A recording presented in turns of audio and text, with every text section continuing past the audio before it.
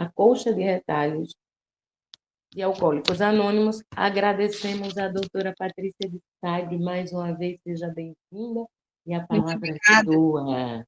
Ah, bom. Está com a senhora.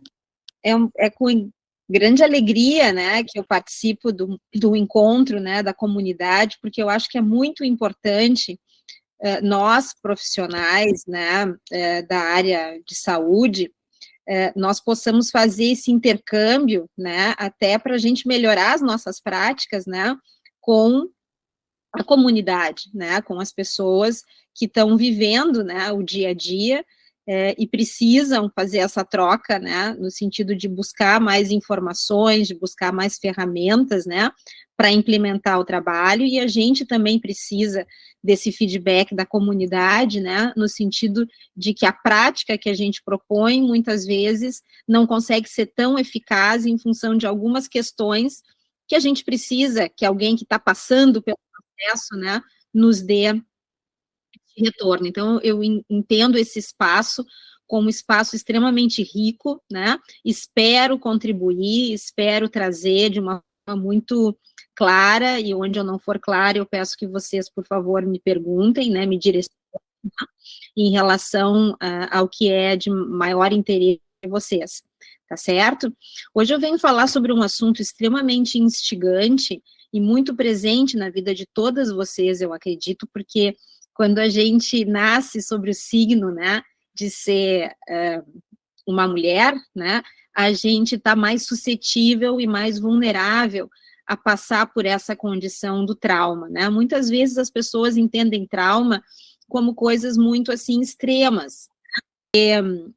Trauma é tudo aquilo que nos provoca uma reação, né, onde a gente se sente de alguma forma impotente, né, ou incapaz de, naquele momento, conseguir administrar, tá? Eu vou começar aqui a apresentação, então, tá, sem mais delongas, né, porque é um tema muito abrangente, né?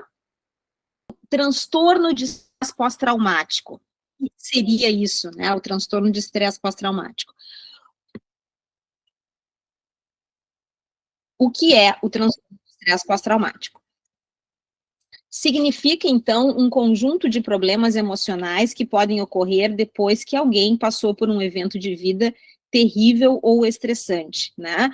Então, isso pode ser, né, desde uma discussão, desde um rompimento, desde uma agressão, desde um assalto, né? Não necessariamente é um evento como a guerra, né? Quando fala de transtorno de estresse traumático, a gente imagina um evento mais, como é que eu posso dizer assim, significativo, né? Como a gente vê nos filmes, guerras, né? Catástrofes, acidentes da natureza, assim, né? Terremotos, enchentes, né? Então, a gente não tinha, né, no nosso país esses eventos, mas agora a gente está passando a ter até, né? Mas o estresse pós-traumático, quem determina, né, se vai ser estressante ou não, é a pessoa que passou pelo evento, né? Então, é como a dor é muito subjetiva e muito particular, né? Então, assim, para algumas pessoas, um estímulo doloroso não gera tanto sofrimento, e o mesmo estímulo doloroso para outras pessoas vai gerar muito sofrimento. Então, o termômetro é a própria pessoa do que é um evento estressante ou terrível que ela possa ter vivenciado ao longo da vida dela.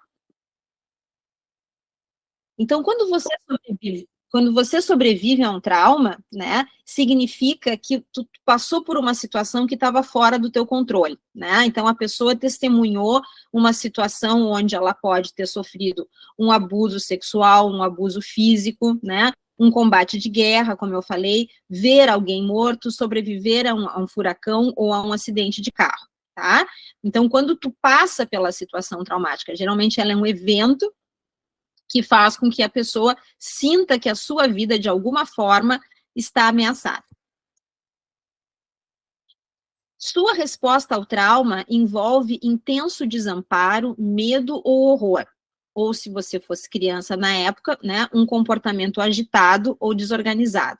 Então, geralmente, o trauma, ele não é uma coisa que a pessoa recebe um aviso que ele vai acontecer. Geralmente, o trauma pega a pessoa numa situação onde ela percebe que a sensação de estar segura ela é, como é que eu posso dizer assim, um conceito, né? Porque tudo pode mudar a qualquer momento. Então, a pessoa percebe, né, que a segurança pode ser uma condição muito instável, né? Então, ela se dá conta que ela pode estar correndo perigo a todo momento, porque ela não imaginava que isso fosse acontecer e, de repente, aquela situação aconteceu com ela. Após o trauma, a pessoa tende a passar por algumas etapas, né, da elaboração desse processo, né? Então, se uma de vocês já teve alguma experiência traumática, que à medida que eu estou explicando para vocês, vocês vão se lembrando, né? Depois que a pessoa é impactada por aquela experiência, ela vai passar por algumas fases, como num luto, né? Como quando a gente perde alguém que a gente ama, né? A gente perdeu a nossa segurança quando passa por uma situação traumática, né? Então, a gente se dá conta que a nossa segurança, ela pode ser violada, ela pode ser agredida, ela pode ser tirada, né? Entre passar pela experiência e assimilar essa experiência, a pessoa vai, muitas vezes, apresentar algum sintoma, tá? E, geralmente, isso vai acontecer no mês posterior ao evento, tá?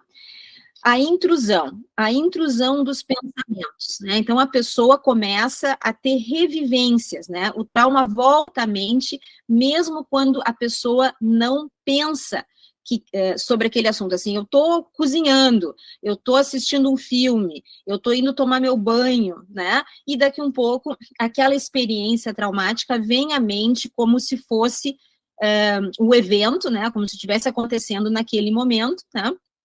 E aquilo muitas vezes se passa como um flashback, como se fosse um filme na frente, né, da pessoa, ela revive, né, aquela situação ali, tá? Isso também pode aparecer como imagens, né, como sonhos, como outras coisas que representam, né, aquele evento, tá?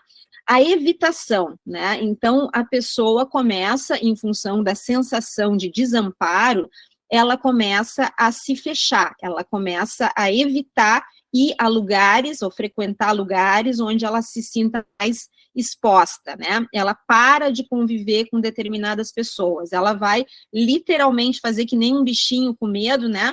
Vai se emburacar, vai se esconder, né? Então, de alguma maneira, ela quer se proteger de reviver essa experiência, tá?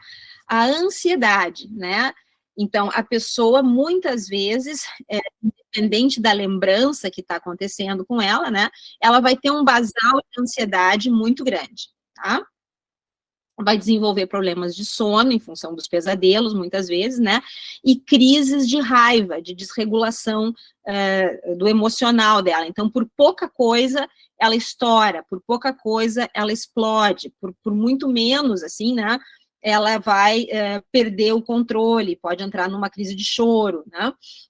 São quadros que mostram que essa pessoa, de alguma maneira, está com uma sensação, assim, de que ela não está conseguindo lidar, né, com aquela situação, está sempre por um fio emocional dela, tá? A pessoa começa a se sentir inferior no sentido de que ela passou por essa experiência e muitas vezes ela se cobra, né, que ela não deveria ter reagido de tal maneira, que ela deveria ter feito isso, que ela deveria ter feito aquilo, como é que ela pôde se colocar naquela situação, então ela é muito burra, então ela é idiota, então ela começa a entrar num processo de autocrítica, né, e daqui um pouco pode chegar num extremo de achar que ela realmente merecia aquele trauma, né, que ela merecia aquela vivência, ou que ela se colocou naquela situação para ter aquele trauma, que ela é uma pessoa muito ruim, ou que alguma coisa muito errada ela fez, né, e isso começa, então, a ir num crescendo e trazer problemas, né, em diversas áreas dessa pessoa, como nos relacionamentos mais próximos, do trabalho, ou em algumas outras áreas importantes da vida, no sentido de ficar negligente, né, com o seu autocuidado, com a sua autopreservação. Tá? Então, as pessoas podem ter um tipo simples, né, de transtorno de estresse pós-traumático, que geralmente ele é decorrente de um evento único, né, onde aconteceu um acidente de carro, ou teve uma enchente, né, e geralmente isso acontece na idade adulta, tá? Mas o mais comum, né, que a gente encontra, né, é o transtorno de estresse pós-traumático complexo, onde geralmente a pessoa vivencia situações traumáticas quando ela não tinha recursos, né, para poder sair daquela situação. E geralmente isso envolve os primeiros anos de vida da pessoa, ou ainda ela é um adolescente ou uma criança, né? Então, é uma situação de exposição crônica a esse evento estressante, por exemplo. Então, eu venho de uma família em que meus pais eram alcoolistas, ou meu pai era dependente de cocaína, ou eu tinha um primo, né, que era dependente de alguma outra substância, né, e abusou de mim. Então, assim, a pessoa está dentro de um ambiente muito instável, onde o desamparo é uma condição crônica ali dentro, né, e ela, então, começa a desenvolver comportamentos para se defender, né, dessa situação de desamparo, né, e muitas vezes ela pode ir, né, para um comportamento mais autodestrutivo. Então, o transtorno de estresse pós-traumático complexo, né, o TEPT complexo, ele é mais frequentemente encontrado em mulheres, né, a origem dele geralmente é na infância, né, e dentro da nossa prática, né, como profissional da área de saúde, é o que mais a gente acaba percebendo que tem uma correlação com o uso de substâncias, no caso das mulheres, com o consumo do álcool. Tá? Então, os sintomas do transtorno de estresse pós-traumático, né, eles, como eu estava falando para vocês, eles são normais, né, depois de tudo que a pessoa passou pelo evento, né, mas ela começa a se autocriticar muito em função dela achar que se ela ainda está se preocupando, ainda está sentindo essas coisas, isso deve ser um sinal de que ela é anormal ou de que ela é fraca, tá? Ele é considerado um transtorno de ansiedade, porque é marcado por um sentimento de ansiedade muito intensa durante e após o trauma, tá? É uma doença psiquiátrica que tem tratamento também, né? Que é um tratamento que eu vou me deter a explicar mais para vocês hoje, né?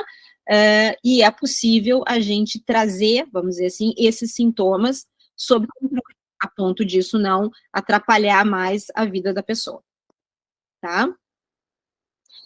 Esse transtorno, ele é relativamente recente dentro, né, das categorias diagnósticas das doenças, né, e ele começou a ser estudado muito em função dos veteranos de guerra, né, que se expunham a situações agudas, né, de estresse e de desamparo, e quando voltavam para suas cidades, eles continuavam tendo as revivências, né, daqueles eventos da guerra. E depois a gente percebeu, né, com os estudos, e muitas pessoas se debruçaram sobre esse tema, viram que os eventos estressantes e traumáticos não precisariam ser só em campos de guerra, né, mas poderiam acontecer nas famílias, no dia a dia das pessoas, sem estar numa situação de guerra, tá?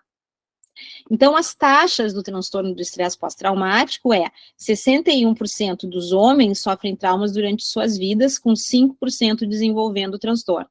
As mulheres, 51% sofrem o trauma e 10% desenvolvem o TEPT. Então, isso acaba sendo, né, mais comum, é um transtorno mais comum nas mulheres, né? E por que algumas pessoas desenvolvem, né? Por que muitas pessoas vão para a guerra, né? E voltam sem o estresse pós-traumático, e por que outras vão para a guerra e voltam com estresse pós-traumático, né? Então, se sabe que isso também tem a ver com bases neurobiológicas de vulnerabilidade e com outros transtornos, quero dizer, com outros estresse, vamos dizer assim, estresses, processos estressantes particulares da vida daquele indivíduo, né? Então, a gente diz que o desenvolvimento, ele é multifatorial, não tem como a gente determinar que um fator único vai ser responsável pelo desenvolvimento do transtorno, porque, na verdade, ele acaba sendo um somatório, né, dos eventos estressantes que aconteceram na vida daquele indivíduo, né, daquela mulher. Bom, o transtorno de estresse pós-traumático e o abuso das substâncias, no caso do álcool, né? O TEPT e o abuso de substâncias são intimamente ligados para muitas pessoas, mas esse vínculo muitas vezes não é reconhecido. Então, assim, a maioria das pessoas, principalmente das mulheres, né, que passam por um TEPT complexo, né, então um transtorno de estresse pós-traumático complexo, que é aquele que geralmente se origina na infância, tá, ele acaba tendo algumas características importantes, tá. As pessoas com abuso de substância, né, nas pessoas com abuso de substância, o TEPT é um dos diagnósticos duplos mais comuns. Então, o que que é? Eles são comórbicos. A pessoa que tem o abuso da substância, ela com frequência vai ter o transtorno de estresse pós-traumático. Entre as mulheres em tratamento para o abuso de substância, né, ou a dependência de álcool, 30 a 50%, 59% tem o TEPT também no mesmo momento que elas estão tratando o abuso de substâncias, né? E entre os homens em tratamento para abuso de substância, 11% a 38% tem TEPT atual. Então, a prevalência, né, a chance das mulheres desenvolver esse transtorno é maior do que nos homens. Então, sempre que a gente encontrar uma mulher alcoólica ou uma mulher com uma dependência de substâncias, né, nós precisamos investigar a existência do transtorno do estresse pós-traumático, porque muitas vezes, né, como vocês viram ali, de 30% a 59%, ele vai estar presente. E isso muda a forma como a gente trata essa pessoa, tá? Então, existem muitas razões pelas quais, né, eles andam juntos, tá? Então, muitas vezes as pessoas, as mulheres no caso, vão utilizar a substância, né, para acessar sentimentos e memórias, né, para escapar de sentimentos ou memórias relacionadas ao trauma, para compensar a dor do trauma, né, ou cometer o que se chama de suicídio lento, né, que cresceram com o abuso de substâncias na família, né.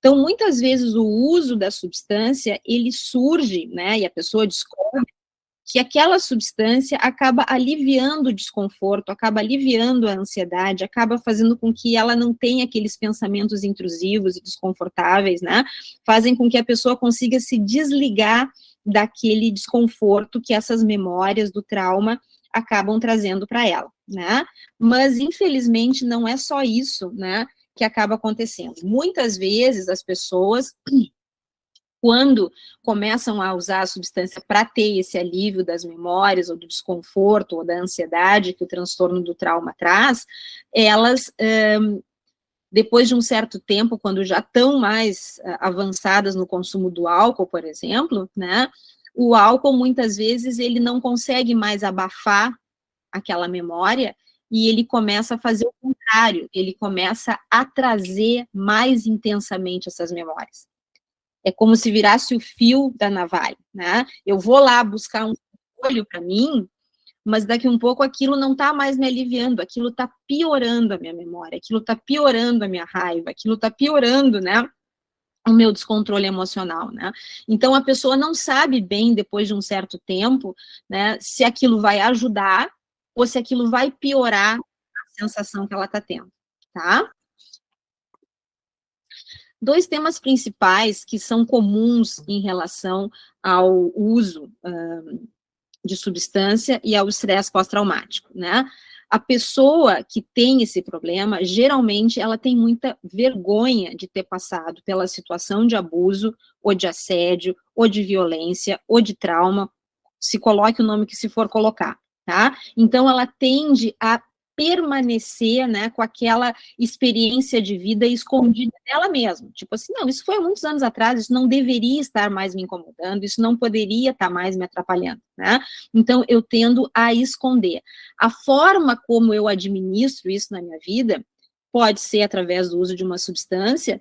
Eu também não posso admitir que eu sou fraca a esse ponto, né, de precisar de uma bengala para lidar com isso que me aconteceu. Então, eu também não falo, porque eu também sinto vergonha disso, de não conseguir, sem a ajuda de uma bengala química, né, lidar com essa experiência que eu tive e que foi traumática na minha vida, tá? Então, o sigilo, né, significa que você pode se sentir envergonhado e desejar manter seus problemas em segredo, como eu acabei de falar para vocês, tá? E o controle, refere-se à ideia de que com trauma e abuso de substância você se sente fora de controle. No transtorno, né, do estresse pós-traumático, aconteceu um evento terrível que você não escolheu nem desejou. No abuso de substâncias, você perdeu o controle sobre sua capacidade de parar de usar, né? Então, tanto numa vivência quanto na outra, a pessoa percebe que ela não tem controle sobre o que aconteceu, né? Em relação à substância, muitas vezes a pessoa tem muita dificuldade de admitir que ela não tem o controle e ela acha que uma forma de controlar as memórias é através do consumo do álcool. Principalmente o álcool, ele tem esse efeito, ele alivia mesmo, né? Então a pessoa não precisa ficar debaixo, né, daquele desconforto, né? Então, parece que ela arranjou, né, descobriu uma forma de controlar isso que aconteceu com ela, né, através dessa automedicação, tá? Então, aprender as habilidades de honestidade e recuperar o controle são, portanto, importantes para a cura, né?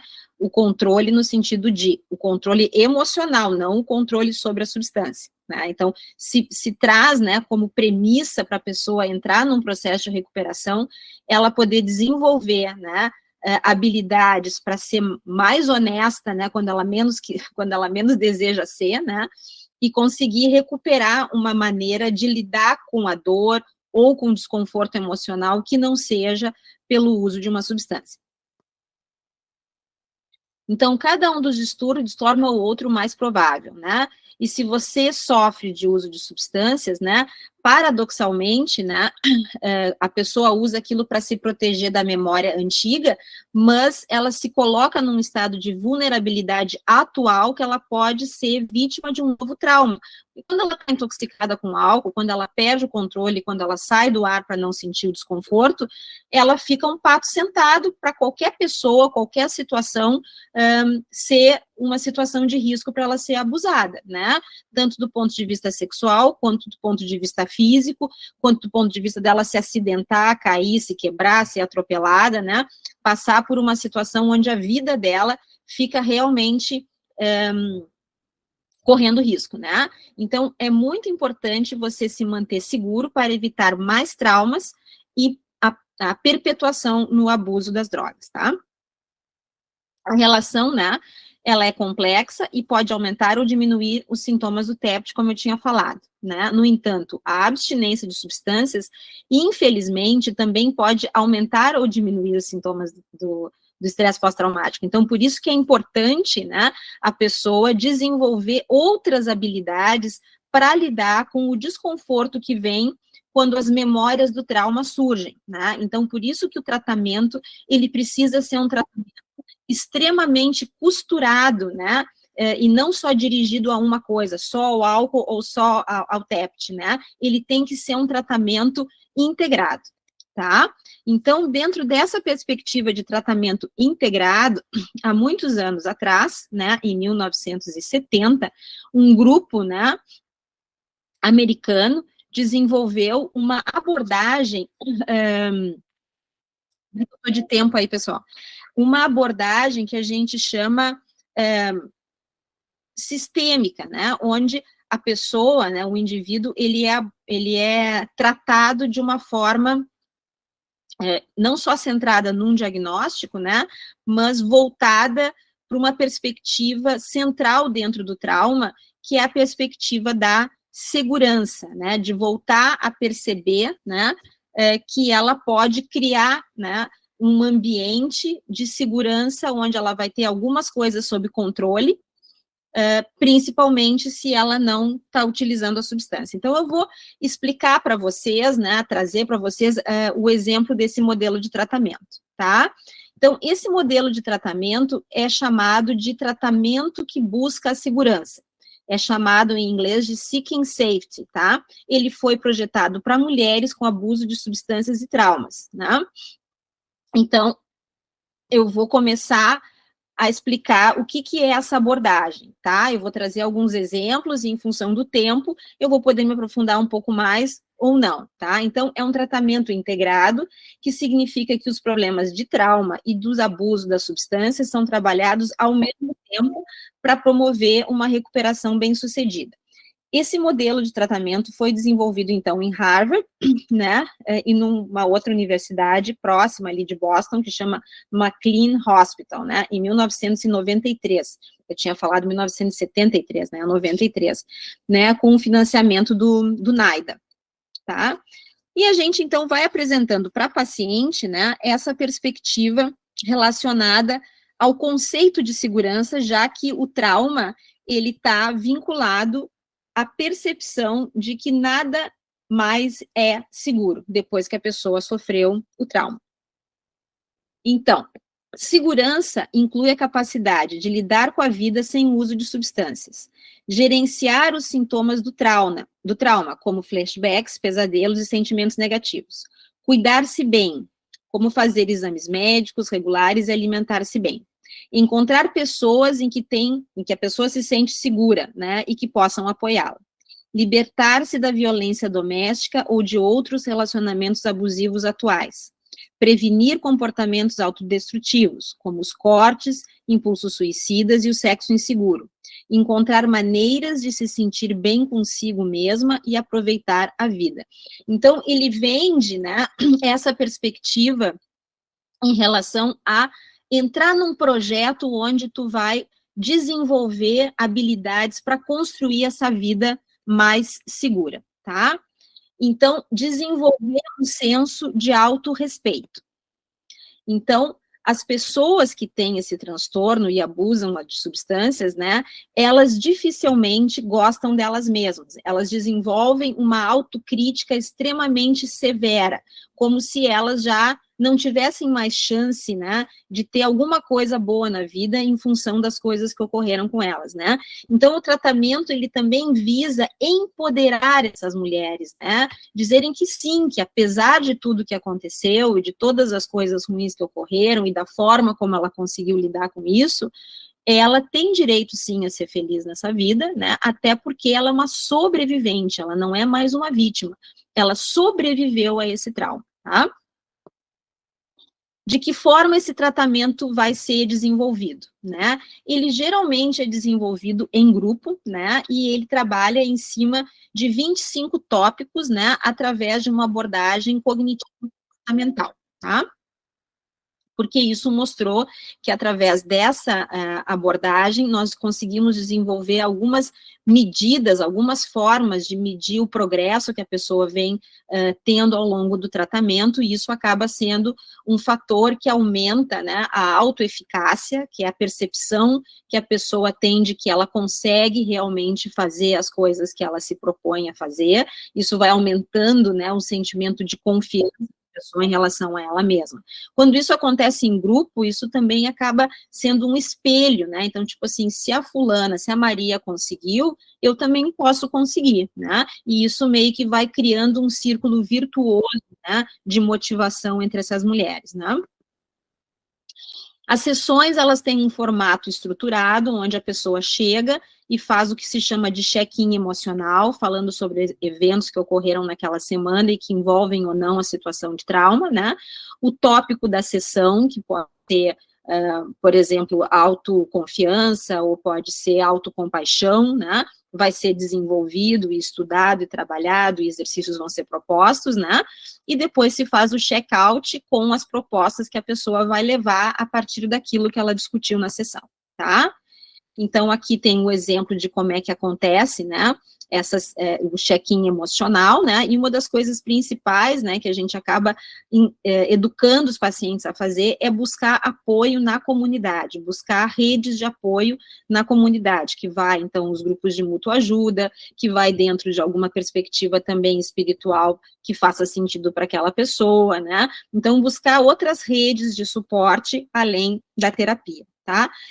Então, os tópicos da sessão, eu coloquei alguns exemplos aqui, por exemplo, tentando entender o que é o estresse pós-traumático e o trauma específicos, né, e a dependência química, que entra dentro de uma abordagem de psicoeducação, valores, né, como, por exemplo, a honestidade, tentar colocar o que está acontecendo para poder realmente ser ajudado, né, a capacidade de pedir ajuda apesar da vergonha e da culpa, né, estabelecendo limites saudáveis nos relacionamentos, né, aprender a cuidar de si, a autocompaixão, né? Pensamentos de recuperação, criando significado para suas experiências de vida, melhorar o autocuidado, né? E também respeitando situações de recaída quando as coisas não vão tão bem, né? Então, a gente pode até falar mais, né? Se for do interesse, eu posso compartilhar todos os tópicos para vocês, né? Eu tenho esse material, eu posso compartilhar, tá? Então, dentro dessa estrutura, as coisas mais importantes, né, dentro da abordagem mais comportamental, se cria, né, cartões de enfrentamento, onde a gente dá para essa pessoa, né, vamos dizer assim, uma identidade de tratamento, né, e ali a pessoa pode escrever, né, o contato, né, com o seu terapeuta, com a sua rede de suporte, né, e se precisar alguns números emergenciais, caso essa pessoa se pegue, né, numa situação de exposição, tá? Então, a gente ensina a pessoa a desenvolver um conceito, né, de emergência emocional, né, e que a pessoa vai saber o que é a sua emergência emocional, e quando ela chegar nesse ponto, né, vamos dizer assim, ela tem que ter já essa estrutura como num incêndio, né, um plano de fuga, né, numa rota de fuga num incêndio, né, então ela vai construindo isso ao longo do tratamento, para quando essa situação surgir, ela não precisar parar para pensar, porque normalmente nesse momento a pessoa está muito emocionalmente abalada, né? Então ela precisa ser resgatada, né, dessa condição, né? Então muitas vezes ela já tem isso programado, ela vai ligar para alguém, e essa pessoa, a pessoa de segurança, vai conduzir ela, vai ajudá-la a sair, né, dessa situação de paralisia ou de impulsividade ou de necessidade de se automutilar, de se machucar, de se colocar mais em risco, ou até de recair e utilizar a substância, tá? Então, a gente vai levantando, né, quem seriam as pessoas que elas poderiam buscar, e essas pessoas que ela pode buscar nesse momento de crise, né, ou nesse momento de desorganização, essas pessoas são consultadas, são informadas, né, o que elas podem dizer para essa pessoa no momento que essa pessoa está mais desorganizada. Se essa pessoa quer que seja, sei lá, eu vou passar na tua casa, eu vou te pegar, eu vou te levar para o hospital. Não, se tu fizer isso, eu vou me sentir pior, eu prefiro que tu não diga nada disso e que tu me convide para ir na tua casa, não sei. O que eu estou querendo dizer aqui é que cada uma vai fazer uma combinação em relação àquela atitude que a outra pessoa precisa ter para a pessoa que está com medo, que está em crise, se sentir ajudada, né? Então, isso é combinado antes, né, com essa pessoa, que pode ser o padrinho do AA, ou que pode ser pessoas da família, tá? Então, isso é uma das coisas mais importantes dentro desse módulo, né, de buscando a segurança, né? Então, assim, quando acontecer esse incêndio emocional de novo, né, quando a pessoa sentir que ela está perdendo o controle dela, ela precisa que alguém ou que alguma estrutura, enquanto ela ainda não consegue fazer isso por ela, faça esse papel. Ao longo do tratamento, ela vai desenvolvendo essas habilidades, né, e a necessidade dela utilizar esse cartão de enfrentamento para situações de emergência vai diminuindo bastante, tá? A gente, então, combina com a paciente ou com as pacientes, né, que todos os procedimentos de segurança que foram combinados, que foram discutidos, né, a pessoa, pelo menos, vai tentar fazer, porque ela concorda, né, para se manter segura, tá? Então, de novo, né, aqui eu estou repassando para vocês um material que a gente utiliza no grupo, eu e uma colega de profissão, a enfermeira Alessandra Calisto, né, nós estamos desenvolvendo esse grupo, vamos dizer assim, com um grupo de mulheres, né, então a Alessandra, ela disse que está aqui me ouvindo hoje, depois ela vai poder participar um pouco do debate, né, então esse é um material que nós utilizamos, né, no sentido de criar esse contrato de tratamento, né, com as pacientes que estão participando do grupo, tá? Bom, dentro disso, então, de novo, vou ser repetitiva porque é importante, né? Os objetivos se livrar do uso de substância, manter-se segura, construir relacionamentos mais saudáveis, aprender a controlar seus sentimentos, né? Aprender a lidar com problemas do dia a dia e tolerar as frustrações, né? proteger-se de pessoas e situações destrutivas, não machucar a si mesmo ou aos outros e aumentar seu funcionamento e alcançar uma estabilidade. Então, vocês veem que isso aqui são objetivos finais. Todo o trabalho desenvolvido dentro dessa perspectiva de buscar a segurança, né, é trabalhar para se alcançar isso como os objetivos. Isso aqui não é imperativo, né, isso aí são pontos, né, que são individualizados e cada uma vai trabalhar dentro da sua realidade, né. Então, a maior prioridade é ficar segura, né, tanto para o trauma quanto para o abuso de substâncias. Então, pessoas, lugares e hábitos valem tanto para o trauma quanto para o abuso de substância.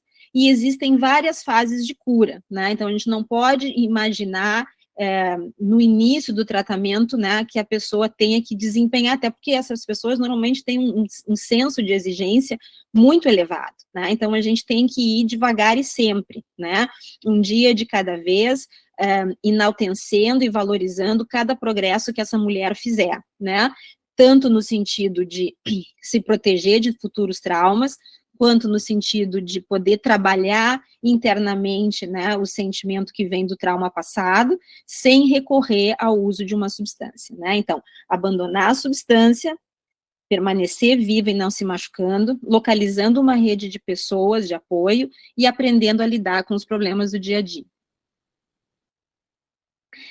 Outra questão, né, antes feito do que perfeito, né, então, precisa desenvolver, né, essa perspectiva que tu chega para o tratamento não para ser perfeito ou para fazer as coisas que o tratamento está te propondo, mas para tu poder aparecer na situação que tu te encontra, né, e o tratamento é que tem que te alcançar, não é tu que tem que alcançar o tratamento, né, então mesmo estando recaída, mesmo tendo se atrapalhado, mesmo ficando com vergonha, né, é importante que a gente estimula esse senso, né, de acolhimento dentro do grupo.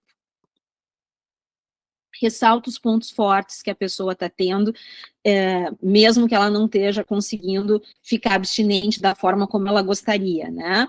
Então, é importante a gente ajudar a gente passar para esses pacientes a percepção de que as pessoas que estão ali nesse grupo são sobreviventes, né? Como eu digo assim, a gente tem que empoderar essas pessoas no sentido de dizer, vocês passaram por muito, né? Vocês fizeram o melhor que vocês tinham, agora vocês estão se capacitando, vocês estão aprendendo, e dentro de um processo de aprender, a gente erra, né? Então, a gente vai seguindo nesse movimento de ajudar as pessoas a terem mais autocompaixão, a se aceitar com as suas questões, né, e não se jogar fora. Tentar ser honesta, né, tanto na questão do uso da substância, quanto em relação aos eventos traumáticos, né, tanto as memórias antigas, quanto as coisas que tu possa estar fazendo para se livrar, né, dessas memórias, tá?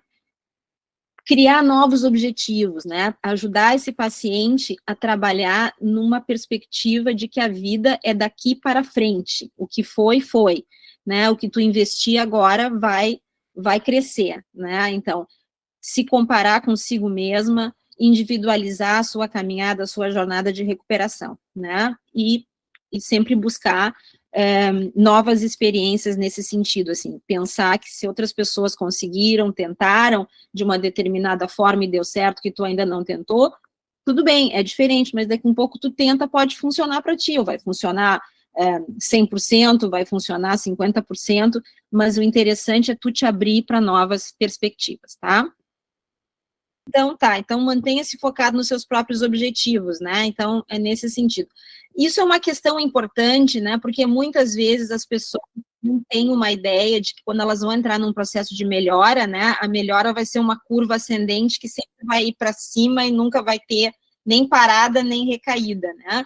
Então, principalmente quando a gente está falando dessa questão do trauma e do uso de substância como uma forma de mediar o trauma, quando para de usar a substância, o trauma fica mais intenso.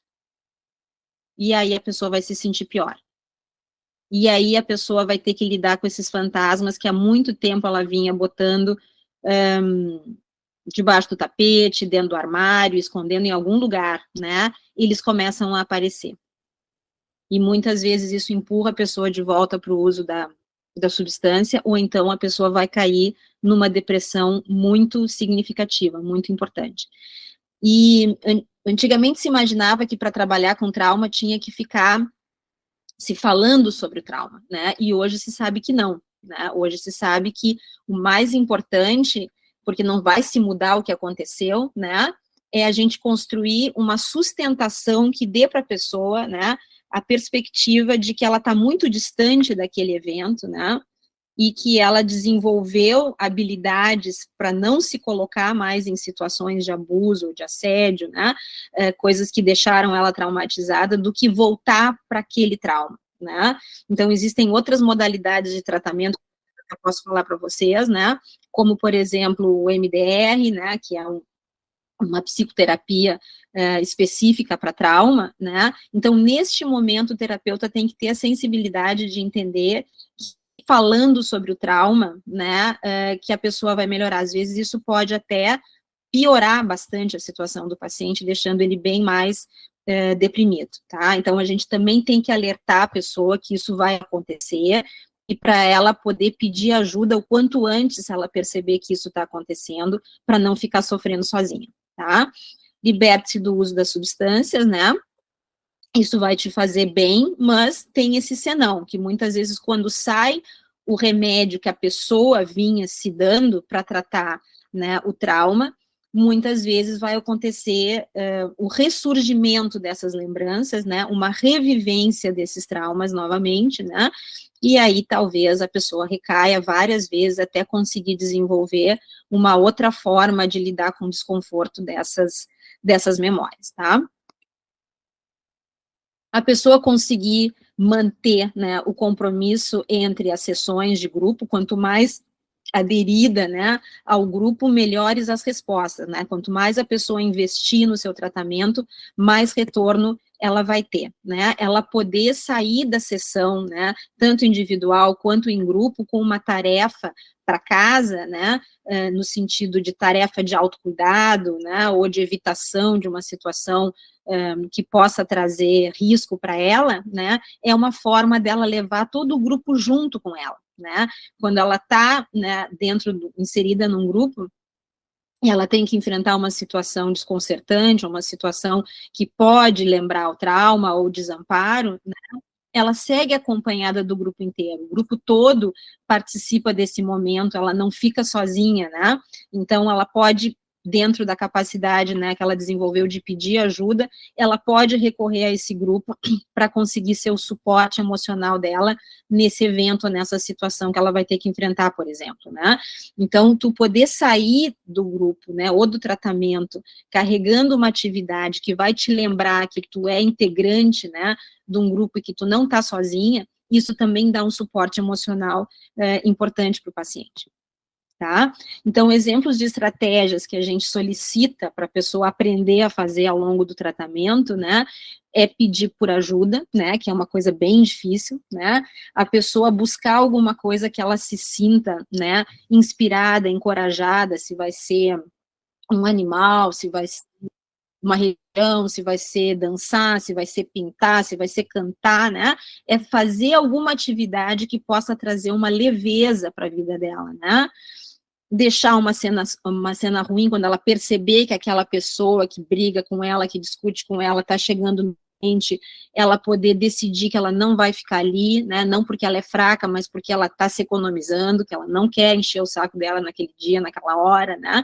Então, assim, são pequenas atitudes que a pessoa experimenta e vê o impacto que aquilo tem, né, no emocional dela, e aí depois ela pode, vamos dizer assim, armazenar aquilo ali como uma ferramenta do processo de recuperação dela. Então, era mais ou menos isso que eu tinha para falar para vocês hoje, né, a gente ia voltar para o início aqui, falando do TEPT, né, então eu cobri todas as minhas perspectivas, né, que eu julguei mais importante, né, mas, de novo, assim, várias vezes a temática da segurança é a que mais serve tanto para a questão do abuso do álcool, né, quanto da situação do estresse pós-traumático ou do trauma que a pessoa viveu. Então, acho que era mais ou menos isso, acho que está chegando no meu tempo, né? Eu vou passar a palavra para a coordenadora da mesa.